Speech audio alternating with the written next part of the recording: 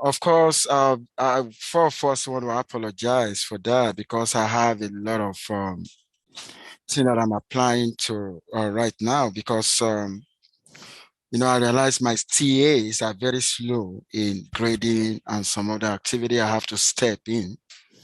But I can assure you, I'm going to attend to all personal emails. I've been attending to that, and over the weekend, then I'm going to make sure I tidy my email environment. So I want to say, so I want to apologize for the delay.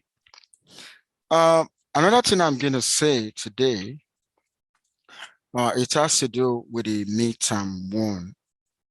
Because I want to give some people another opportunity to compute questions 17 to 21, because when it gets when the question 17 is wrong, the other one is going to be wrong.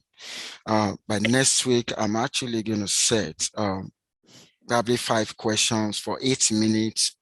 But to be fair to students who got it right from the first time, even if you score everything, you're not going to get 100% for that. I'm actually going to multiply that by 0.8. So that is just an effort to actually retrieve the lost points. Those of you online, can you confirm if you also hear me? Just give me 1 second. Oh, you can hear me clearly, right? Yes. Okay. Yeah, go ahead. Do we have to get all of them wrong from 17 to 21 to qualify for that 80% retake, or do we? That's a very good question, because I realized that the moment you get question 17 wrong, you need question 17 to get other questions right. But in a multiple choice exam, some people could play a game, you know what I mean, where they don't get a 17 right and they got some right. I think I'm going to think critically about what you just said now, whether it's going to apply to everyone who gets who actually got 17 wrong but get other right. I will have a rethink about that. Thank you so much for that suggestion. Okay, I want to welcome you to the final topic on discrete probability distribution. If we want to solve problem in real life, and we realize that the nature of the random variable is discrete, because we know it could be discrete or continuous. If it is discrete, I think the very first thing we need to investigate is what type of probability distribution. I remember we started with binomial distribution. And let me quickly have a recap before I come here. With the binomial distribution, of course, we are actually assuming that we have 2 possible states of nature. Success or failure, profit or loss, winning an election or losing an election. Before we go into an experiment, we know possibility, but we don't know what is going to happen at the end of the day. But you know what? We have certain things in mind, because a philosopher said, and I quote, "Your mind can never be empty." A businessman or woman want to make profit, which means the event that we have in mind is making profit, even though the state of nature can be categorized into 2. It's either you make profit or you make loss. So what binomial distribution is actually talking about is that, okay, if I have a good number of trials, how many successes do I have? And I'm going to be looking at the probability of making success. That is basically what binomial distribution is talking about. Now, the next distribution we talk about, we look at normal approximation to binomial, even though we are still talking about binomial distribution. But the situation becomes complex because the numbers of trials is sufficiently large. And using normal approximation, we have a condition for that, and that condition is satisfied The numbers of trial multiplied by the probability of success. If it is at least 5, when you multiply them, and if it is at least 5, and you multiply the numbers of trials by the probability of failure, and if it's also at least 5, of course, you can actually use normal approximation to binomial. When you are using normal approximation to binomial, because a normal distribution is not binomial, you actually want to use normal distribution in place of a binomial for a binomial problem. Then there's going to be an error. And therefore, in order to actually improve accuracy, then we need to introduce what I call continuity correction. And I walk you through the continuity correction the other time. I identify situations where you can actually use continuity correction. Now, that is for the normal approximation to binomial. And after the normal approximation to binomial, I remember I walk you through what I call hypergeometric distribution. Now, hypergeometric distribution actually perform the same role as a binomial. Okay, the hypergeometric distribution is also partition the states of nature into two. But the difference between hypergeometric and binomial is that in binomial, we sample with replacements. Okay, where you want to talk about independence, the issue of independence actually work in binomial. But for hypergeometric distribution, where you are sampling without replacement, of course, we use hypergeometric distribution. We move to another set of distribution where can we have situation where the state of nature will be more than 2? And for hypergeometric distribution, we deal with what we call multivariate hypergeometric distribution. So which means I actually want to go beyond 2 categories. I walk you through that.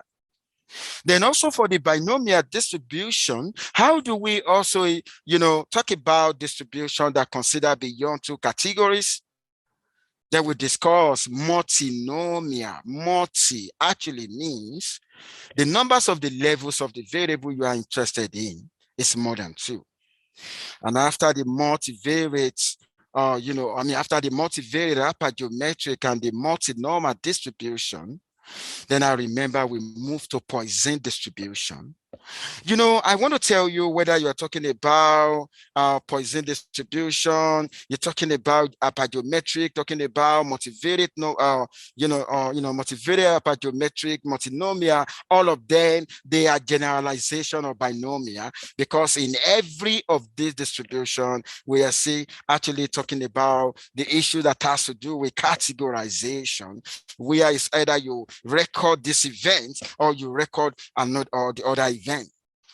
Now, in Poisson distribution, binomial situation lead to Poisson distribution because when the numbers of trial is very large and the probability of recording success is very, very small, the binomial distribution will converge to the Poisson distribution. And because of that, we actually use Poisson distribution to model real events.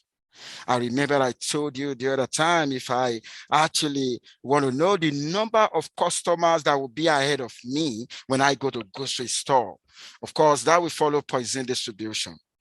I also mentioned the 2020 election the presidential election conducted in the United States, where a particular political party alleged, of electoral fraud. Of course, when you look at the, United States in terms of conducting the election, they actually have integrity.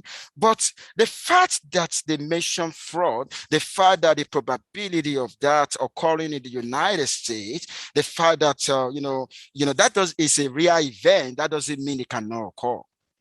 Okay, so that we use Poisson distribution in that regard. And I remember I talked about, in Poisson distribution, you need to identify what we call lambda, which is an average. And this particular lambda, I remember when I was walking you through an example on a snake bite, where I said, okay, if they give you the average number of snake bite per year, and they ask a question about months or 2 years, then you need to recalculate your lambda. I think I walk you through that. Okay, statistics is like a story that goes on and on and on and on. And now we find ourselves in today's topic. Now, today's topic is talking about the geometric and the negative binomial distribution. And I'm going to quickly talk about geometric distribution right now. Geometric distribution is this. How many times am I going to cry in my life before I started laughing? Look at that. How many times, for instance, there's going to be a game that will be played tomorrow. When I was coming, I saw maybe a notification that there's going to be a football game. And if I decide to ask students, are you going to be in the stadium tomorrow? And you said, no, no, no, no, no. And the next person will say, yes. Okay, that is a geometric distribution applied to that situation. Like, how many failures or trials am I going to have before I record the first success? That is what we call geometric distribution. But let me tell you, there is an element of binomial in geometric, because the question I'm asking in the first trial, okay, it's dichotomous. He said I say yes or no. Okay, take a look at that. Now, I'm going to give you one example of geometric again in cost-benefit analysis. Most of the companies, most of the organizations use geometric distribution to determine, the benefits their company will gain, okay, from making a certain decision. It is not, when you start a business, it is not within the 2 years of starting your business, you may not make profit.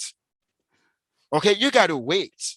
Now, the question now is, how many times or years or whatever do I need to wait before I started recording the first success? It's just like somebody, or just like a company that have been bidding for a contract and they've been losing that.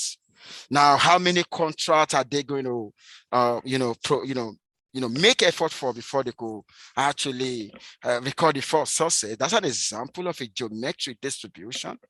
Okay, another example of a geometric distribution. Oh my God, I love this game a lot. You actually want to know out of the numbers of tries, like somebody is actually going to throw a ball. Okay, now you want to determine the probability of it. But I know somebody is going to hold, okay, like this guy here is holding something and somebody is throwing a ball. I know he's going to miss. Okay, then how many such throws is he going to miss before he's going to hit? Okay, I just want to tell you we apply geometric distribution in sports. Okay, also when you take a coin, when you flip a coin, probably you're looking for head. Okay, there are two sides in a fair coin. You toss a coin, you see tail. Okay, you toss a coin again, you see tail. How many throws are you going to have before you see head? That's a geometric as well, okay? That's a geometric distribution. Then for those of you who are doing business, we normally get a feedback, right? If you want to determine the number of positive feedbacks and the numbers of negative feedbacks, of course, we can actually use geometric distribution to do that. Now, another example that I want to cite now is when the government is proposing a law, okay, you want to figure out what is the number of supporters in the conference that will support the law or that will go against the law. If the probability that of supporters supporting that law exists, because this will help politicians to draft their speeches. Okay, that follow geometric distribution. Now, what about you want to figure out of 50 numbers of trials of products they've produced in this company, what is the probability that when I actually inspect, after inspecting 50 products, then I saw a 40 product? Like, what I mean by, I saw an item that is defective. Okay, so it's also an example of a geometric distribution. Now, another example I want to cite is when you are writing code in computer science. Okay, and of course, there's possibility you could have a bug, right? Bug. Okay, and the probability of of having a bug exists, okay, and you want to figure out what is the probability of successive coding, okay, even though a bug exists, okay, that's follow geometric distribution as well. Now, what have I done now? I think I've given you a series of examples where geometric distribution applies. Now, the next thing is to do is to take you into mathematical or statistical architecture of a geometric distribution. Now, if you take a look at the formula now, in geometric distribution, X represents the numbers of trials before you record 4 sources. In binomial distribution, X does not represent the numbers of trials. What represents the numbers of trials in binomial is N, and X is the number of successes in binomial distribution. But in geometric distribution, X actually represents the number of trials before you record the 4 sources. Now, the probability, so which means X denotes the numbers of trials. The probability that the numbers of trials is going to be equal to a particular value. Of course, this is the distribution, or P is the probability of success, and 1 minus P will be probability of failure. And when you take a look at X starts from 1, it means at least you're going to have 1 trial. Okay, it started from 1. Okay, and of course, if you want to talk about the mean on and what is on average, how many trials am I going to have before I record the 4 sources? Okay, then if I want to find that, it's going to be 1 divided by P. And of course, the variance is going to be 1 minus P divided by P squared. I remember in Africa, when I was having crisis, this is what I use this distribution to always give myself hope. If I'm facing crisis, then I know, okay, I'm going to get over my crisis. It's just going to take time, and I'm going to laugh at the end of the day. Because I know it's part of life. And that's why I used to tell myself, if I'm happy on Monday, I'm happy on Tuesday, or I'm happy on Wednesday, I'm happy on Thursday. I used to be scared because I know I cannot just be happy forever. It's part of life. Then I'm going to be preparing what is going to happen next. I'm happy today. Am I going to happy tomorrow? I think it's part of life. I don't know why that happened. I don't know. And that is the reason when I'm happy, during the days of my happiness, I will enjoy it to the fullness. Because I know the other side of it is going to come, and I'm going to bear the consequence. Okay. Now, let's go into the example now. In exam, I'm not likely going to tell you, okay, you're going to use the binomial here, you're going to use geometric here. No, you're going to be the one that will figure that out. Now, take a look at this question. The probability of a successful optical alignment in the assembly of an optical data storage product is 0.8. That is your P. Assuming trials are independent, what is the probability the 4 successful alignment require exactly 4? Okay. What is the probability that the 4 successful alignment require at most 4? Then at least 4. Exactly 4 is different from at most 4, and is different from at least 4. Then I'm going to walk you through that now. We're going to make use of the geometric formula. All what you just need to do is actually to identify what is your P. 0.8, that's given. And your X is actually going to be 4. If I want to find the probability of S equal to 4, all what I'm just going to do is to plug in S equal to 4 into that geometric formula. When I compute that, that will give me 0.0064. If I want to find the probability of at most 4 mean the highest is 4, you can go down. Okay, the distribution actually starts from S equal to 1, right? It's going to be X equal to 1, S equal to 2, S equal to 3, S equal to 4. Then I'm going to compute that. Then I'm going to add that together, and that will give me 0.9984. Now, if I want to do at least 4, mathematically speaking, when I say at least 4, it means greater or equal to 4, and which is going to go from 4 to infinity. But that's going to take forever. Then what I just need to do is to look at the complement of greater or equal to 4. So what is the complement of greater or equal to 4? It's going to be less than 4 because when I have an event and I have a complement, the probability of the event plus its complement, the probability of the complement is going to be equal to 1. Then I can actually apply 1 minus the probability of x less than 4. And when I'm talking about x less than 4, I'm talking about discrete, right? Then it means I'm going to consider 3, 2, 1. Okay, so if you consider 3, 2, 1, you find the probability of s equal to 1, where s equal to 2, s equal to 3. You're going to add that together, you subtract from 1, and that will give you this.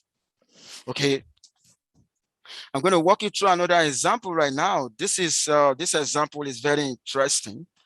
In case you have been trying to call a phony program, maybe on radio, and they don't pick your call, it is not their fault because they have a lot of people calling them at the same time.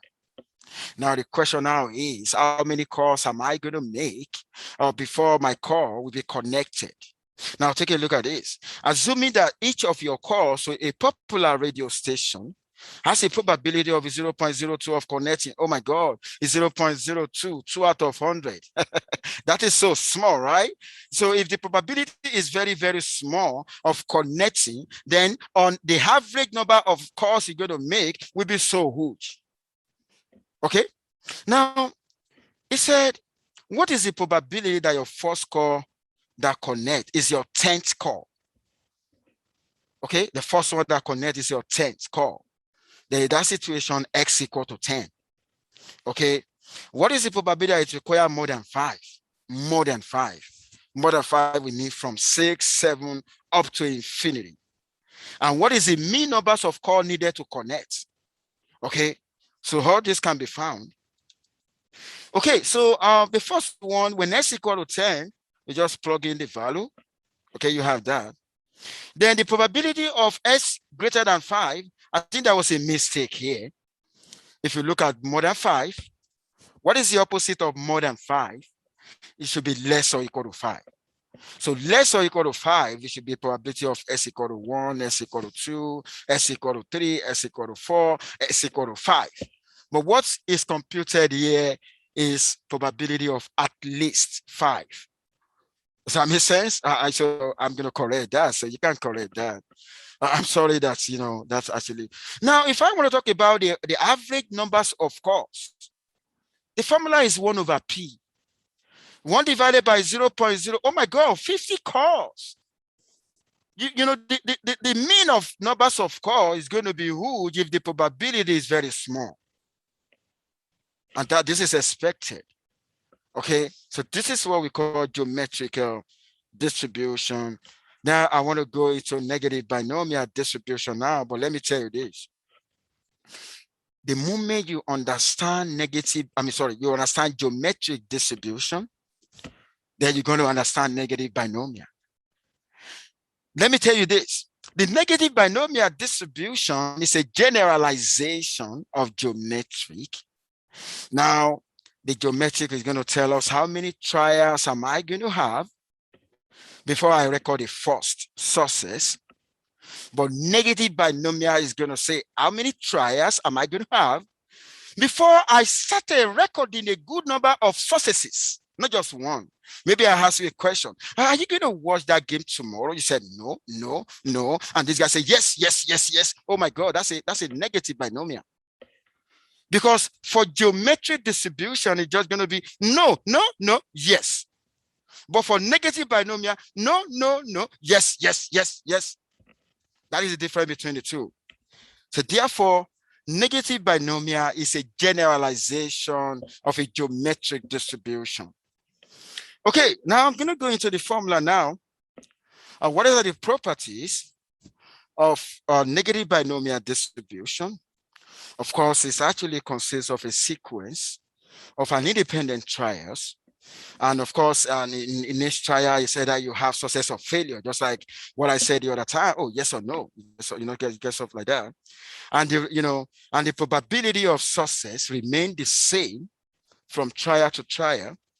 And of course, we continue until a total of R sources, okay, have been achieved. Now, we're now going to remodify the statistical architecture of a geometric formula to reflect the generalization. And of course, we're plugging in R. Look at that. X minus 1 combination R minus 1 minus P raised to power X minus R of P raised to power R. You know what is interesting here? When R equal to 1, you move from negative binomial distribution to geometric distribution. And that is the reason why I said the negative binomial distribution is a generalization of a geometric distribution. Okay, now, what does it mean? What is the variance? The expected value of X in, negative binomial distribution is R over P, but the expected value of X in geometric is 1 over P. Look at that. Okay, the variance of a negative binomial is R into 1 minus P over P squared. But do you remember the variance in geometric is just going to be 1 minus P over P squared. You know, I told you when R equal to 1, we move from negative binomial to geometric distribution. Now, let us have an example right now. Suppose that X is a negative binomial distribution variable with P equal to 0.2 and R equal to equal to 4. Okay, determine the following. What is the expected value of X? What is the probability of X equal to 20? What is the probability of X equal to 19? And what is the probability of X equal to 21? Or what I'm just going to use in each case, I'm just going to use the formula. And of course, I'm actually going to compute that. I want to use this opportunity to say this. You know, the essence of coming to college is actually to acquire a knowledge that will enable us to solve real life practical situation by the time you join the larger society. I understand my statistics. Okay, why in college? Because I normally ask myself, what is the purpose of what I was doing? And not only that, I want to see what I'm doing, like what is a real life application. If you don't really understand the meaning of what you are doing, if you're just doing a bunch of equations and you don't really understand them, okay, you will never appreciate what you are doing. And tell me how you're going to apply, when you join the larger society upon graduation. And that is the reason what I normally make sure I did when I was in school is just to relate every symbol, every equation, every distribution to the occurrence in real life. Because I know when I'm done with school, I'm going to join a larger society and I'm actually going to apply this. I could remember before migrating to the United States in 2016 with my family from Africa, when we're having crisis, I normally use geometric distribution to give myself hope of life. That even though I'm facing difficulty now, I'm still gonna, I'm still gonna be a breakthrough. There's still gonna be a way out. And I'm using this opportunity to tell everyone, if you're facing any kind of crisis at all, believe that condition in life is not, the condition in life is not permanent. Okay, it's going to change for good. Failure in life, I'm sorry about that. Failure in life is not falling down, but staying down. I mean, the success in life is the ability to rise after many falls. There's a lot of obstacles you're going to meet on the road to success. And how you are able to deal with the obstacle is what is going to make you, how you're going to be successful. In life, there's no road that is very thorough. There's always going to be a difficult. In fact, a very thorough road will lead to a dangerous destination. That is my philosophy. You get what I mean? So which means there's always going to be an obstacle on the road. Ability to withstand those obstacles is what will make one to be successful. So what I'm going to tell you today is that, some of you have seen results for midterm one, but believe that that is not going to be the end of life. You can still have A in this course. Of course, one part of my policy is that I'm going to drop one assignment at the end of the day. And I'm a very flexible person. There's a lot of things that will come along that is not even in the syllabus now when I'm deciding on the final results. Because I also experience what students are experiencing. I'm a human being. And that is the reason why at time when you send a message to me for extension, I do consider it, because we live in a world that is stochastic in nature. That is a random event. You are not the only one that is experiencing that. I'm also experiencing that. And that is why I've been very, very considerate. But what I just need from you, do not hide your feelings. Don't look at it as if this is a professor and a student relationship. Take me as your friend. Be free to contact me and discuss with me. You can actually reach out to me on phone. 763-501-6180 is actually on the course syllabus. Reach out to me, introduce yourself, let us have a talk. Okay, so the next thing that we're going to do is going to be on chapter 6, which is some continuous probability distributions. We'll be talking about discrete, but this time around, we also want to talk about some continuous probability distributions. Okay, on the final note, I've started grading practical 1, but I'm going to be done over the weekend.